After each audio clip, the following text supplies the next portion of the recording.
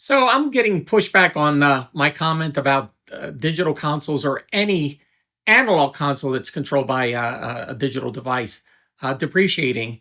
It seems like more than a few people were saying, well, they're still going to hold their value. I mean, look up a Euphonics, a CS3000 or CS2000, or any of those consoles that were digitally controlled analog consoles. They're really not worth much.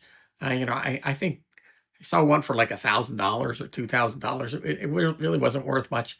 Anything that has any kind of digital, any kind of control in there is going to depreciate quickly. So one person in the comments was saying, well, they're built for the future. No, they're not. As the future, as 10 years from now, there's going to be faster computers and faster capabilities and more capabilities that you didn't even think about today that these consoles won't have, and there's no way to retrofit them. So that's that. I mean, I think what was this? Some guy bought one of those. What were they? The Neve console, the Genesis, and it has a PC computer in it. And he said he could hear you know, the noise from the computer in the console, and it would be nice to pull that computer out, put another computer in, but it's probably proprietary to run that console. So that console in 10 years, that computer is way, way old, and it just depreciates. So the thing is, with these consoles, these digitally controlled analog consoles or digital consoles, you got to make your money with them quickly. And that brings up the point of, well, where's this money come from? Where are the projects that bringing in the money to pay those things? I did another video about leasing consoles, and back in the day, yeah, you could buy an $800 or $600,000 console, and the lease payments would be paid for by the budgets of the record companies bringing projects in to do, and it was pretty consistent. So you could kind of depend on that. But you can't depend on that anymore. So where's the money coming from? That's the thing, and it's. I think this all kind of people were kind of debating with me about the $150,000 for an SSL console with 24 channels of digitally recallable analog EQs, and if it's worth it. I don't think it's worth it, and I know that thing's going to depreciate. And go back 10 years or go back 20 years and look at anything that was digital and see what it's worth today.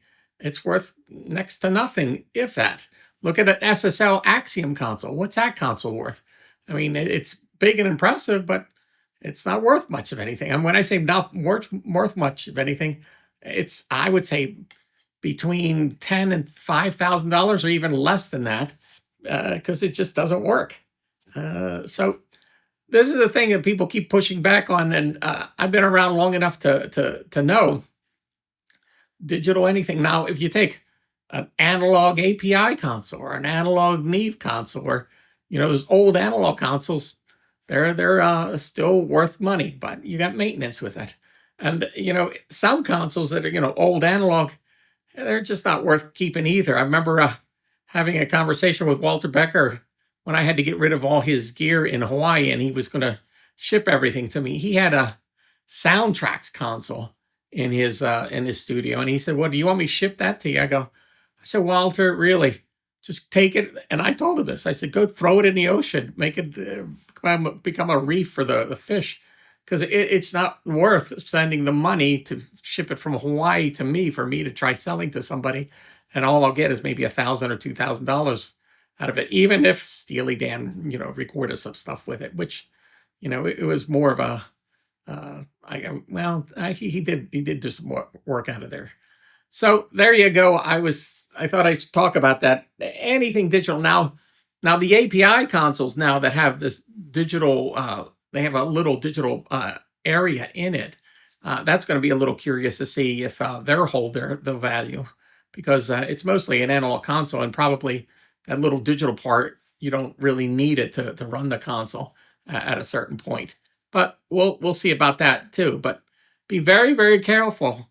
You buy a console, you have to make money with it right away for it to pay for itself. If you're saying it's future proof, if that's what the salespeople are telling you, and 10 years from now, there really is no way to update it or upgrade it or do any of that, it's a boat anchor.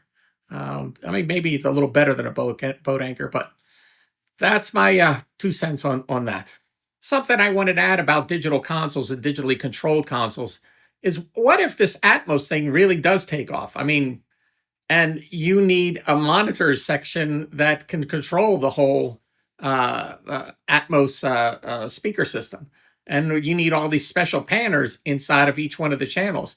What if that really does take off? And now you bought a console that'll do maybe 5.1 or just stereo, and you're kind of stuck with it because you can't do the panning that you need. I mean, I don't know if Atmos is really going to take off or not, but it's something to think about. And that there's one feature that we're thinking, well, I'll buy it today in an external piece, but say 10 years from now, they have consoles or they have some way of mixing in Atmos where you don't have that capability in this big console that you bought today.